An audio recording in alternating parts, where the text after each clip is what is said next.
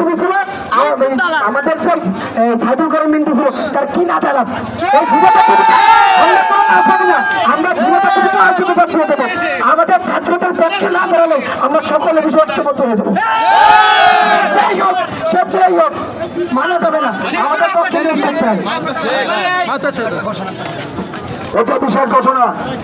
এইমাত্র ঢাকা থেকে সংবাদ আসলো, এদিকে এই কুলাঙ্গা শেখ হাসিনা, খুনি শেখ হাসিনা পদত্যাগ পত্র জমা দিয়ে সামরিক বাহিনীর সহযোগিতা নিয়ে দেশ ত্যাগ করেছে। সবেমাত্র খবর আসলো,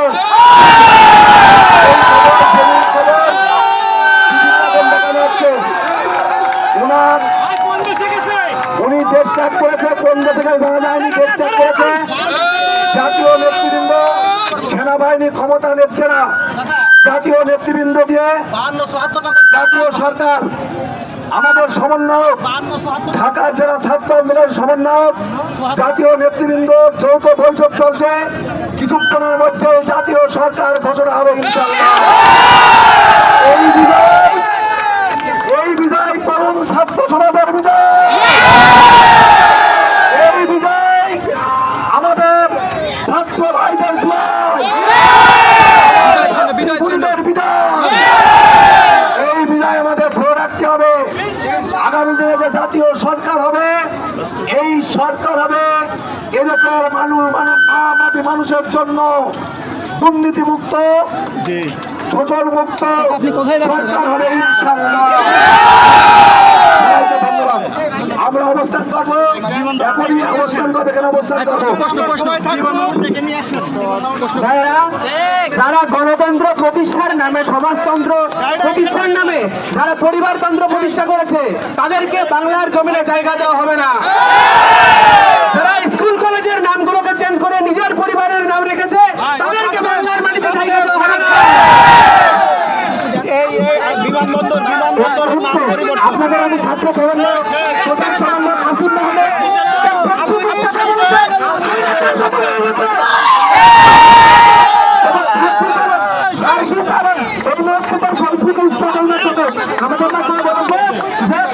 মাহমুদ হয়ে গেছে। এখন আমরা বিচার মিছিল করতে পারবো না।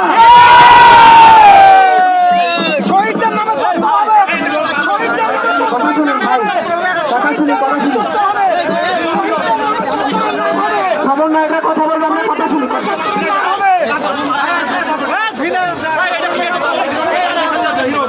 ভাই আমরা সবাই একসাথে আগে আসি, ভাই সবাই আগে আসি, সবাই আগে আসি, আগে আসি, আগে আসেন। অনেক কথা হবে, অনেক কথা হবে।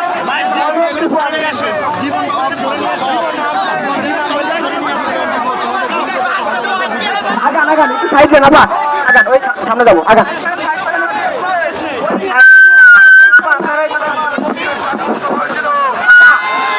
ফিরে যাচ্ছেন নাকি?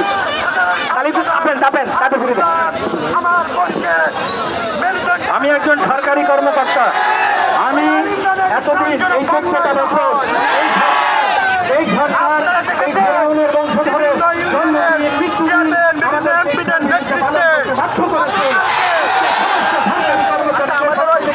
আমি তাদের প্রতি ঘৃণা নিক্ষেপ করি এবং তাদেরকে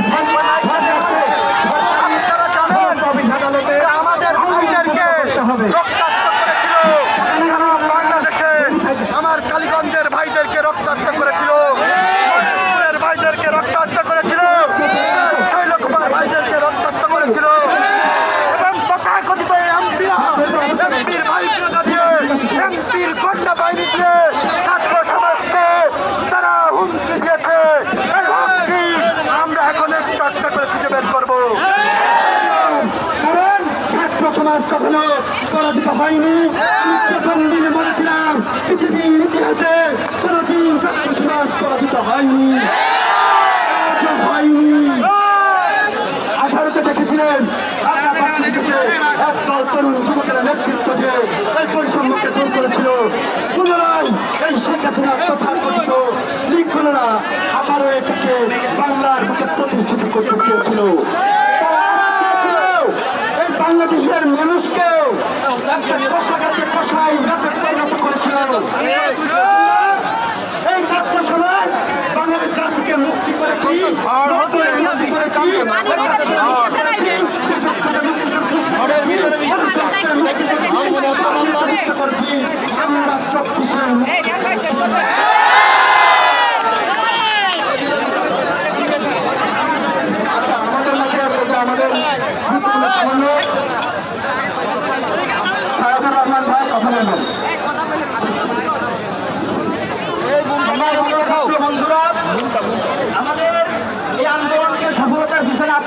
পরিশ্রম করেছেন, আল্লাহ সুবহানাহু ওয়া তাআলা সেই পরিশ্রম দেখেছেন। এই জন্য এবং দীর্ঘ পথ অতিক্রম করে 2008 সালে এই আওয়ামী লীগ সরকার ক্ষমতা আসার পর থেকে আজ পর্যন্ত যে জুলুম নিপীড়ন চালাচ্ছে, সেই জুলুম নিপীড়নের অবসান ঘটতে যাচ্ছে। মহান আল্লাহর দরবারে শুকরিয়া আদায় করি, আলহামদুলিল্লাহ। ছাত্র ভাইরা, আমরা রাজপথে নেমেছি, রাজপথ ছেড়ে যাব না। 2008 সালের পর থেকে আজ পর্যন্ত যত হত্যা হয়েছে আওয়ামী সরকারের অধীনে, তার মদদে প্রত্যেকটা হত্যার বিচার চাই, প্রত্যেকটা হত্যার বিচার চাই। যদি বিচার না করা হয়, এই ছাত্র সমাজ আবার ফুটে উঠবে। সম্মানিত বন্ধুগণ, এ পর্যায়ে আমাদের আন্দোলনে ভর্তি সৈনিক, যিনি আমাদেরকে পরিশ্রমের মাধ্যমে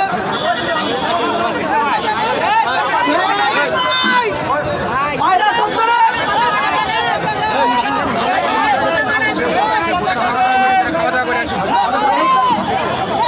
এই পায়রা চত্বরে আজ থেকে পতাকা উড়বে, পতাকা উড়ানোর জন্য হুকুম দিচ্ছি। ওই পতাকা, এটা হলো বিজয়ের পতাকা, রাইজা থেকে আওয়ামী লীগ মুক্তির পতাকা, সন্ত্রাসী মুক্তির পতাকা। সন্ত্রাসে সিরাজের কোনো ঠাঁই নাই। সন্ত্রাস মুক্ত করে আমরা সিরাজের ঘরে ফিরবো। আমরা ঘর থেকে বেরিয়ে এসেছি শুধুমাত্র আমাদের পিতা, আমাদের মাতার কাছ থেকে, আমাদের পিতা, আমাদের মাতার কাছ থেকে অনুমতি নিয়ে আসছি। আমরা বাইরে বেরিয়েছি, 1 মাস রাজপথে হয়েছি। জুলুম, নির্যাতন, ভয়, আতঙ্ক, প্রশাসনের অযাচিত হস্তক্ষেপে আমাদের পরিবার অতিষ্ঠ হয়ে গেছে। এইটা তীব্র নিন্দা প্রতিবাদ জানায়। সম্মানিত ছাত্র বন্ধুরা,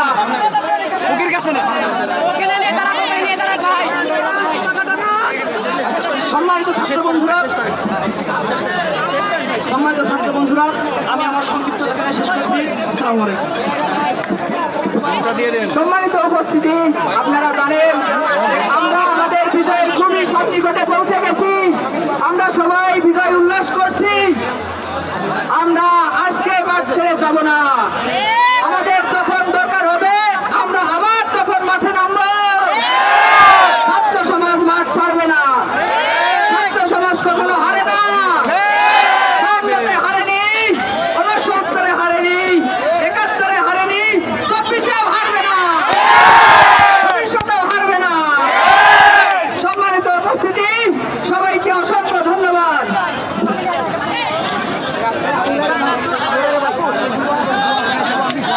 আমি এই বিজয়ের সাথে আরেকটা কথা উল্লেখ করার জন্য মাইকটা হাতে নিলাম। আজকের পর থেকে যে ক্ষমতায় আসুক, তাদের এই কথাটা মাথায় রাখতে হবে। কোনো প্রকার স্বৈরাচারী বাদশাহ আমার নামে প্রতিষ্ঠা করতে চান, এই ছাত্র সমাজ,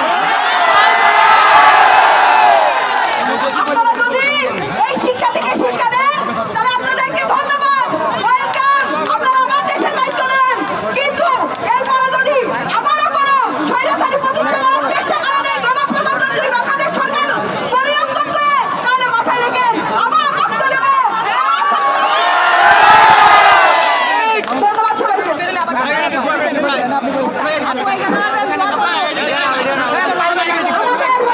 বলেছে সেই কথার সাথে আমি মিলিয়ে বলছি, এই দেশে কোনোভাবে আর রক্ত ঝরবে না। 100 গুণ, লাখো গুণ, কোটি গুণ রক্তদান প্রস্তুত নিয়েছি আমরা। আমরা আজকে বলছি, আমি আজকে ঘোষণা দিচ্ছি, এখানে পতাকা তোলা হয়েছে, পায়রার উপরে পায়রা থাকবে, তবে পায়রার উপরে পতাকার যে ভাস্কর্য এখানে প্রতিষ্ঠা হবে। পতাকা চত্বর হবে, পতাকা চত্বর হবে, পতাকা চত্বরের ঘোষণা। মুজিব চত্বরকে আমরা পরিবর্তন করব। ওই শতবিরোধী যে ভাস্কর্য, সেটাকে আমরা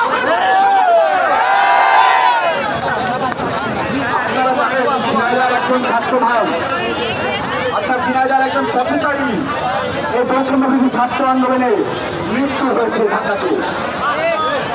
ছাত্র 26 ষোলকুপার 26 আপনারা নাম শুনেছেন? অতএব আমরা এখান থেকে ঘোষণা দিতে চাই মুজিব চত্বরকে 26 চত্বর নামে পরিচিত হোক। কারণ এই শহীদের রক্ত বৃথা যেতে পারে না। এরা আমাদের ভাই। আমি আরো ধন্যবাদ জানাই ঢাকা বিশ্ববিদ্যালয় থেকে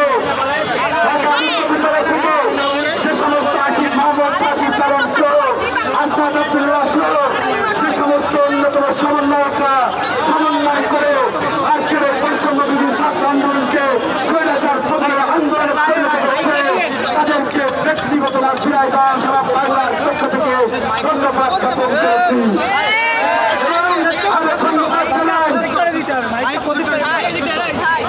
আরো ধন্যবাদ জানাই আমাদের এই ঝিনাইদহ জেলাবাসী যে সমস্ত যারা আমাদের থেকে সারা দিয়ে অবস্থান নিয়েছে।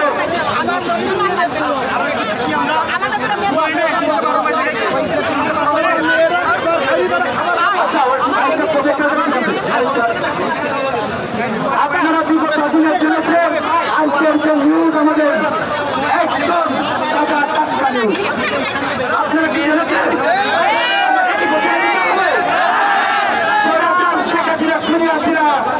পালিয়েছে, গিয়েছিল নাকি মোদির কাছে গিয়েছে।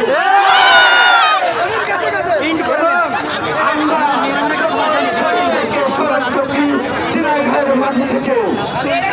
আমাদের এই শহীদদেরকে যদি আমরা ভুলে যাই, আমরা ভুলে যাবো ছাত্র সমাজের ইতিহাস, আমরা ভুলে যাবো এই ছাত্রদের ত্যাগ, আমরা ভুলে যাবো এই ছাত্র সমাজের যে আওয়ামী লীগের যে কলঙ্কিত অধ্যায় করেছে। মাইকটা দিয়ে দেন, মাইকটা দিয়ে দেন, মাইকটা লাগবে, মাইকটা লাগবে, মাইকটা লাগবে।